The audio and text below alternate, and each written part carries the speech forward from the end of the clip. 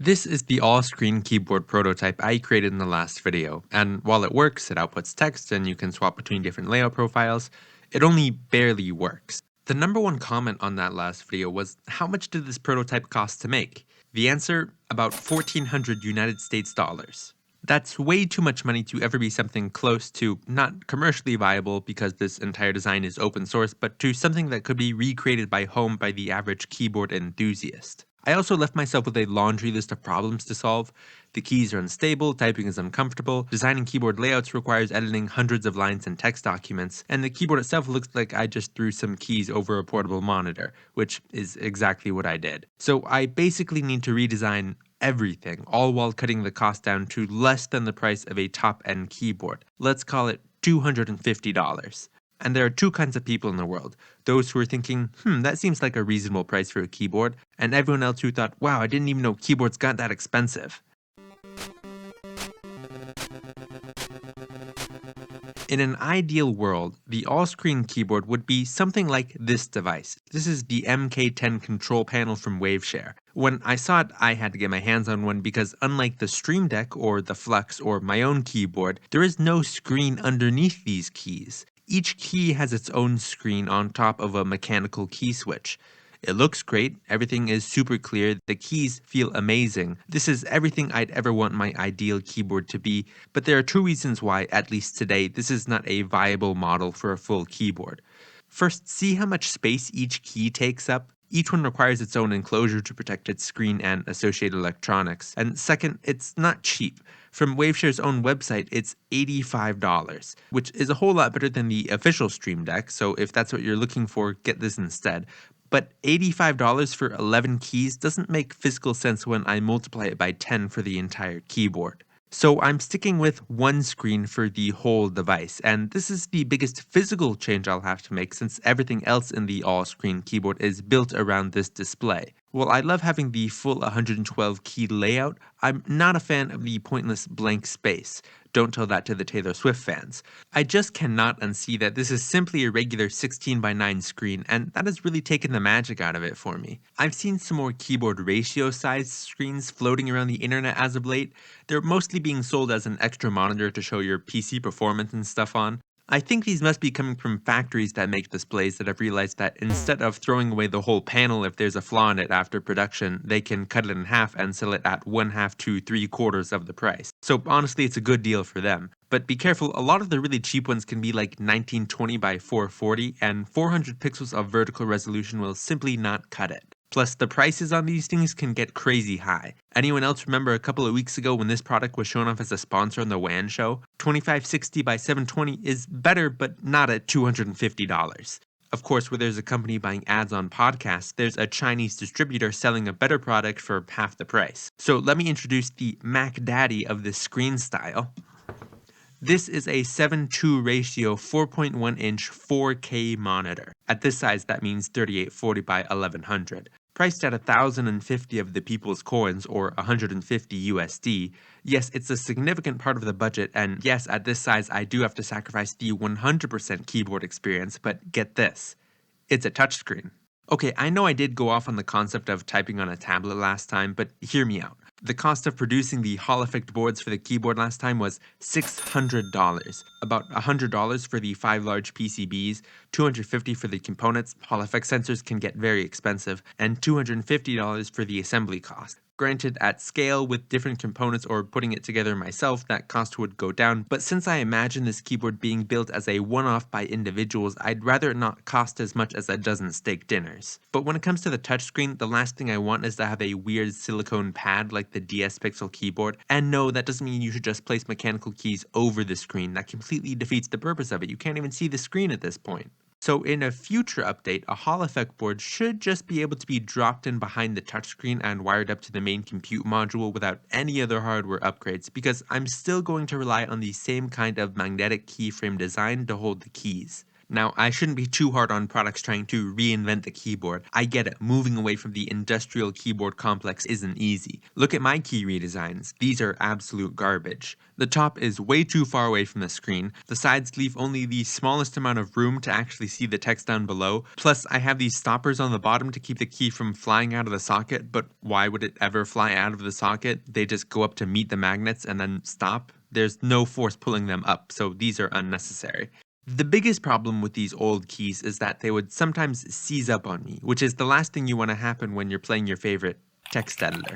One of the redesigns I was working with included this slanted style key, which you would think with the limited contact area when traveling down would never seize up, but almost the complete opposite, it hardly ever comes back up. So I need to stick with keys sans slope. But even this basic design is susceptible to getting stuck occasionally on the way down, specifically from the bottom edge catching on the side. I thought rails might help guide it straight, but it's even worse. Now the keys are sticking to the rail itself, and my biggest pet peeve is sticky keys. Through a little more testing, I found that a small chamfer on the lower edge is enough for the key to glide smoothly to the bottom.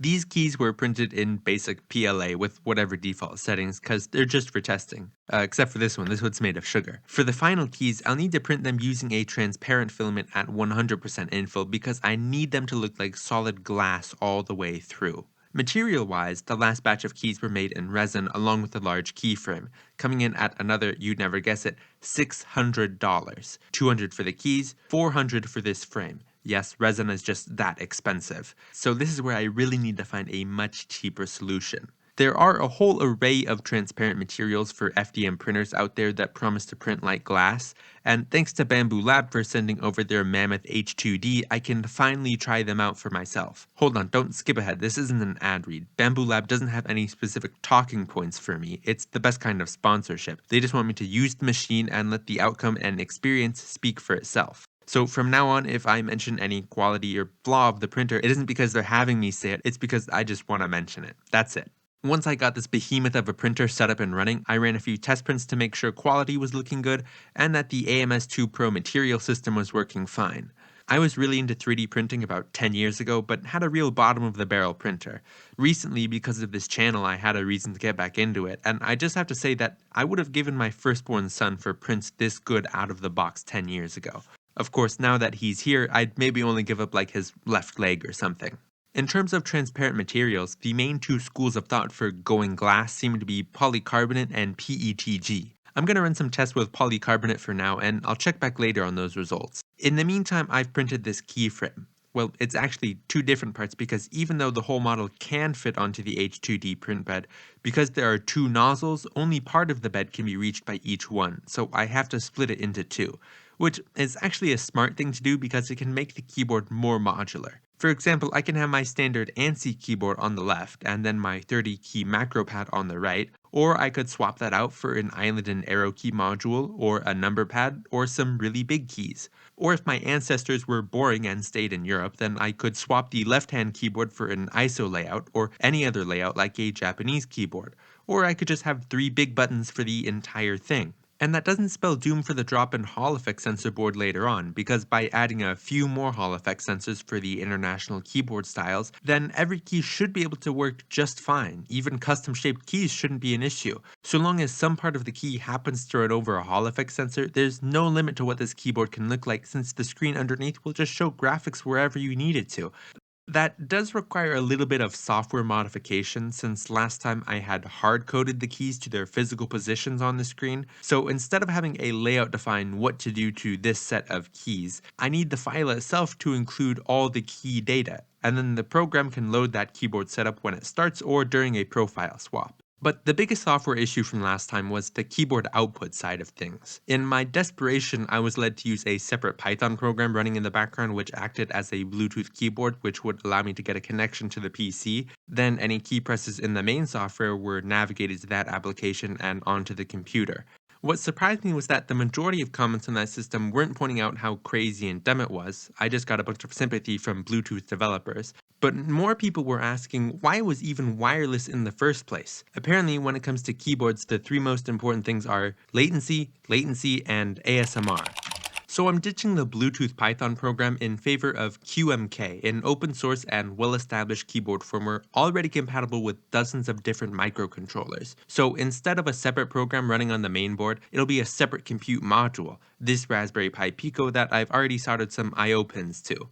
Inside of a normal keyboard, the Pico would be wired up to the keyboard matrix and then send the HID key signals to the computer whenever any of the physical keys are pressed. But for my situation, instead of the Pico being in the matrix, it'll be connected to the main board over serial and will wait for incoming key signals which will tell this device whether to raise or lower the virtual keys. Then I just let QMK handle all the low-level HID stuff for me.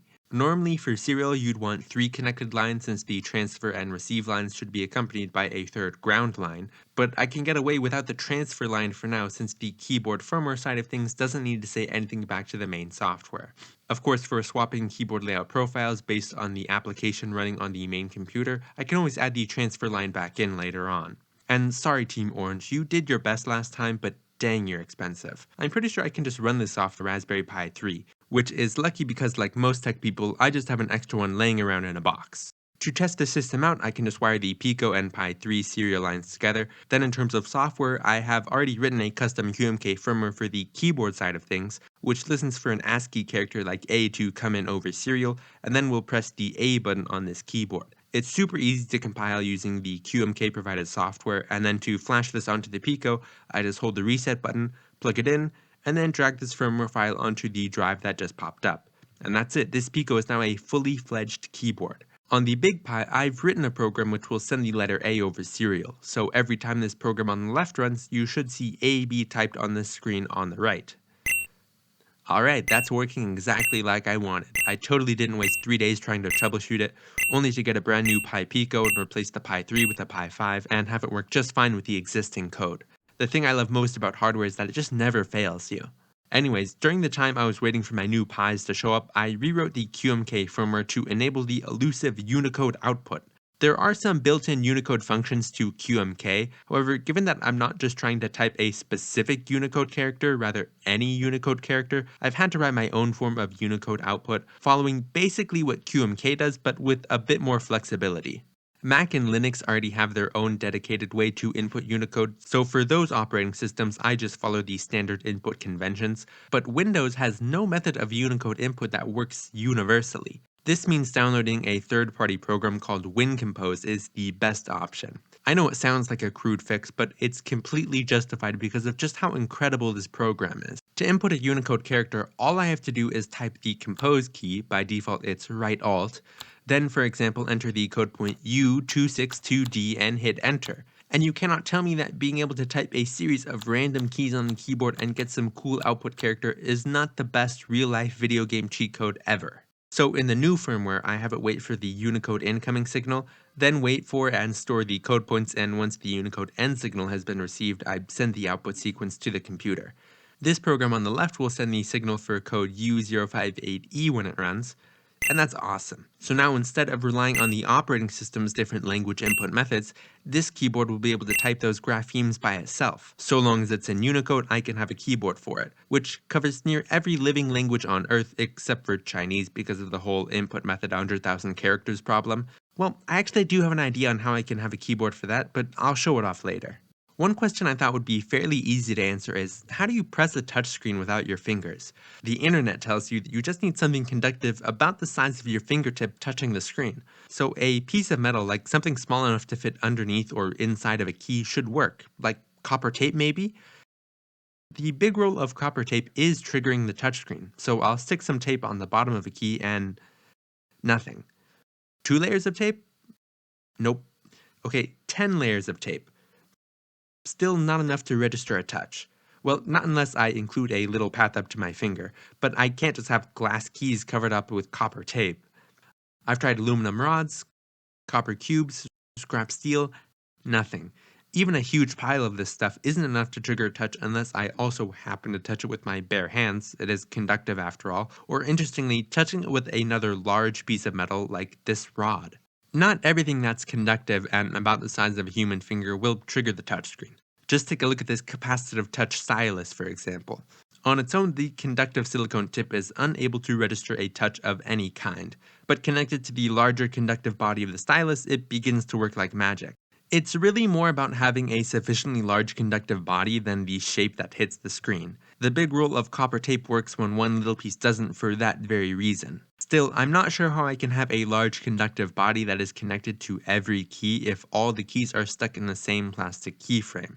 Unless I make the keyframe itself out of metal. That might work. Even in the current design, the keyframe doesn't touch the screen directly, it just hangs over it on the plastic lip around the screen, so that's perfect. So some copper tape wrapped around the key and barely underneath it should be just enough to trigger it when it touches the metal.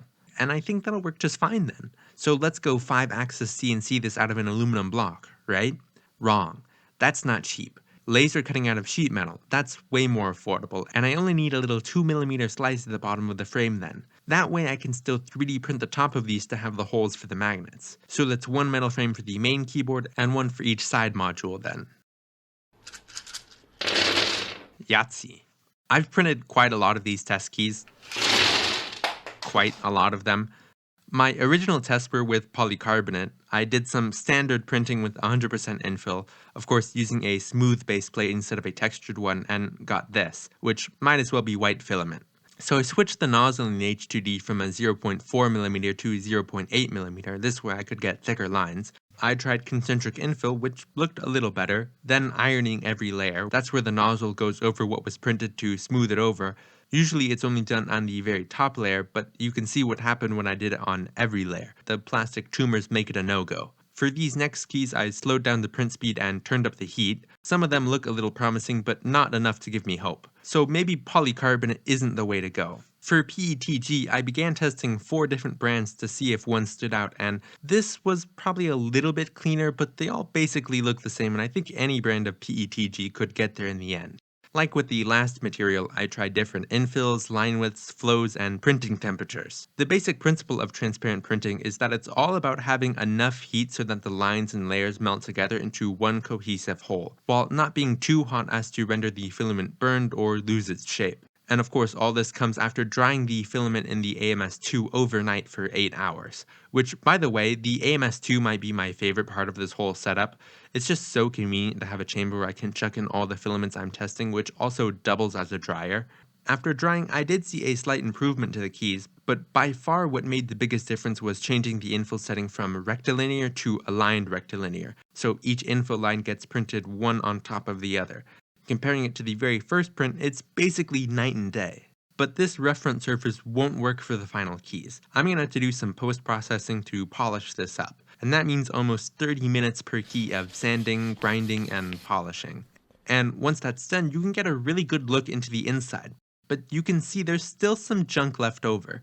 It's either from air getting trapped inside the print or the lines or layers not melting together completely. Of course, you think the solution would be to add more heat or slow it down so that the lines can spread out a little bit more, but then the keys are sagging and out of shape and the extra heat can cause more bubbles. So as you can imagine, I printed and sanded and polished a lot of keys to test different parameters. Luckily, tests are cheap since each key is only 3 grams worth of filament. Again, comparing these to the beginning, I've come a long way from pure white keys. These are the printer settings I used to get the keys looking this clear, and I am consulting with the best transparent FDM printing expert that Reddit can find, so I'm still working to make the keys look like this. But I honestly think that as they are now, they don't look half bad. Before putting everything together, I need to make some final changes to the way I design layouts. I mentioned before that the new layout profile contains all the information regarding the keys, meaning each key's location, color, image, text, output values, and all the rest. And instead of a proprietary file format that I just make up, I've decided to JSONify everything. Well, at least the layout.prof file is just JSON and a hat. The entire profile folder is contained in a zip file with all the images, fonts, shaders, and other resources needed by the layout. Still, the heart of the cards is in the layout.prof file, which contains not just the array of keys and their settings, but the global keyboard settings and other parameters. It might make more sense in this web-based layout design program I whipped up. Starting off with a blank ANSI keyboard, I can add a standard macro pad onto the right and then import all the image resources that I want. By default, each key is a black square. This isn't a placeholder, it's a literal square you can make any color. Same with the background of the keyboard. If you want an image instead of a square, you just click any key, then go to the image section and click on the appropriate one. Done. Now, I prefer images as opposed to text. I feel it just gives me more control over what the final result will look like. But if you want text, you can upload any font and then add text to whatever key you'd like. And unfortunately, I have not added font preview support in the designer yet. So on the preview canvas, it doesn't show you the specified font. That's just a placeholder.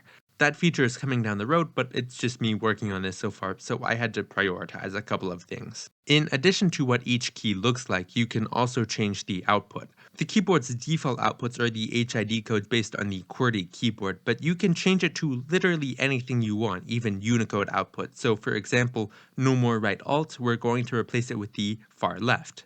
Or the key could change to a different layout with a profile swap, which would just be the name of a different profile. Lots of options to play around with. In addition, there are easy ways to specify if you want the key to display a different image for when Shift, Control, Alt, GUI, or the function key is held. So to add a capital letter, I just go down to the modifier key image, and then click on the image I want. And again, this could also be text. So after adding an uppercase and all the other Shift-related images, just press Shift on the keyboard, and you can see what that looks like. I've also only marked the letter keys as being affected by caps lock, so when I click that, you can see that preview as well. No need to change the output for the modifier keys because the HID keycodes already handle that to get capital letters and whatever else. From here, I can import custom shaders and add those to specific keys. So for example, if I want the keys to highlight a certain color when pressed, I can add my custom press shader. Or if I want some keys to glow, then I can add my glow shader.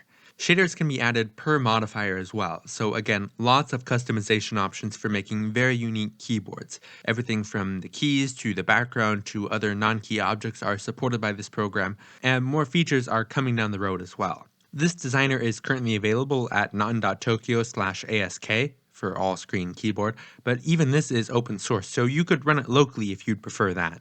After you're satisfied with your keyboard layout, you can export the keyboard profile into a zip file, and then place that in the profiles folder of the distro. Then to run that profile first, you need to specify that in this file here, and then you can run the program. I've already added touchscreen support here, so typing is actually outputting to serial as I speak. Of course, nothing is connected to that serial line, so it doesn't matter for now, but it's really that simple to go from nothing to a fully completed custom keyboard layout. And this program itself is actually the main reason why I can't use the Raspberry Pi 3 I had laying around, because it uses OpenGL3, which is only supported on the Pi 4 and up. So one day I will find something to do with that old Pi, and I promise it won't just be a retro game console. Of course, I also need a case to house everything in, which I threw together in Onshape quickly, and since I know these parts will take a long time to bake, I can throw them on overnight, and instead of swapping out my nozzle again, I can just use the left nozzle, which is still 0.4mm for basic printing. Here are the two main halves printed. I threw magnets in each half so they can stick together, and that's a pretty strong bond. These are N52 magnets. Of course, one thing that can't be helped with PLA is that it's very low friction, and the last thing I want is a slippery keyboard. Luckily, the H2D's dual nozzle system can be used for more than just printing multiple colors, like I did with the lid pieces for the keyboard, which turned out perfectly. I've made a modification to the case design where I've added some separate feet pieces, and I can assign the body to be printed in PLA and the feet to be printed in TPU. With the printer's dual nozzles, there's much less time and material waste from switching back and forth between the different filaments, and the final outcome speaks for itself. Although I have heard that some brands of TPU will have more or less friction to them, so your mileage may vary. As for fitting the other internals, the Raspberry Pi 5 can go in here, along with the Pi Pico, and I didn't really plan that well for all these wires in here. So there's a battery, and that hooks up here. And then I'm just going to stuff this all in here, including the power switch. And by the way, the screen has a headphone jack, so by internet logic, that automatically makes this keyboard better than an iPhone. Then I'll add in these 180-degree turns for the cables, and stuff all this wiring in the back and underneath, and that's fine. It's in the case. No one will see it. Then the only thing left to do is place in these metal plates that just came in, one for the left and one for the right. Finally, the keyframe pre-populated with the keys, and oh man, these are shiny. That's because I didn't print these. I wasn't sure I could get glass right out of the gate, so I did make two versions. These are transparent shells with acrylic cores. Again, cheap laser cut acrylic, which are as clear as glass. You can see right through them, but they do leave an incredible number of fingerprints on them. As for my own transparent keys, they are mostly transparent and very cool. Since each key is less than 3 grams of filament, and I wound up happening to use the cheapest roll of filament because it held its shape best, which only cost me about $3. In total, all 100 keys would only cost me about $1. What is this, Mr. Beast $1 keys versus $100 keys? But I can't actually use these keys that I printed myself because they melted out of shape, so I can't even put the magnets in the side of them. So it's a really good idea, and I just have to refine it a little better to have the keys not get out of shape so much, and also get them just a little bit more clear. However, the acrylic is good enough for now, so let me turn this keyboard on, and it's ready to go.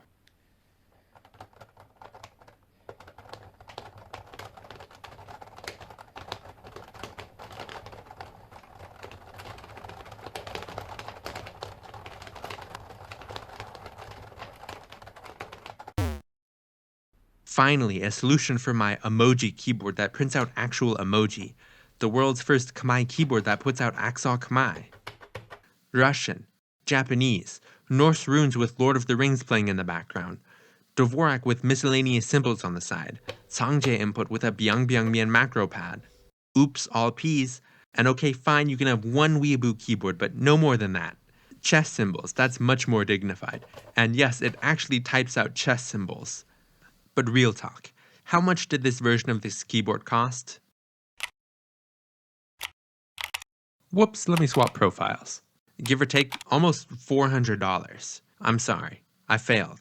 But that does count the acrylic keys at $50. You can probably get a better price on that through some Etsy store that's willing to cut you a bunch of acrylic squares. Same with the metal keyframes, you can get those for cheap if you know someone. Or if you want to wait until I figure out how to get pure glass keys, you can print them all for $1, just so long as you don't mind the hours of physical labor you need to polish them. And of course, you could probably get away with a 2GB Raspberry Pi 4, so that's a little extra saved. And I have seen more of these touchscreen modules of cheaper as of late, so probably through a better deal, you might be able to come close to that $250 goal. I wish I could have made it a little cheaper. I really do. I think these keyboards are awesome, and it's a tragedy that they're so expensive to put together. So to make it up to all of you, I added another bonus feature to the keyboard for even more customizability. Introducing plugins. Just like images and fonts and shaders, the keyboard can also have plugins, which grants you full control over the keys in the keyboard with an event that can be triggered by key press or from when the plugin loads.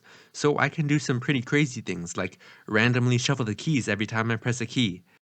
Or my personal favorite, finally, a Chinese keyboard without an input method. You just need to shuffle through the Unicode space for the character you need, and then output it to the screen. The design is very human. There's really no limit to the kind of keyboard that I can make now. I want to give a special thanks to Bamboo Lab once again for supporting this video. The H2D was literally my personal factory through this whole experience, running around the clock to get everything out on time. Right now, Bamboo Lab is having their Black Friday sale with their lowest prices ever, including the first ever discounts on this machine here, the H2D. Head on over to Bamboo Lab's website to take advantage of these deals, or at the very least, subscribe to their newsletter for a chance to win one of 20 H2Cs they plan on giving away. Seriously, these machines are great. I was using a Bamboo Lab printer before they even sponsored this video, so I really do think they're worthwhile. The all-screen keyboard, it's here, it's open source, it's not meant to be a replacement for any other all-screen keyboard from any other company, it's just a simple DIY option. If anything, I want other companies to continue to develop their own version of these keyboards and put me to shame. But until then, feel free to make your own keyboard layouts, contribute to the repo if you'd like, and keep typing away. John, I'll see you next Tuesday.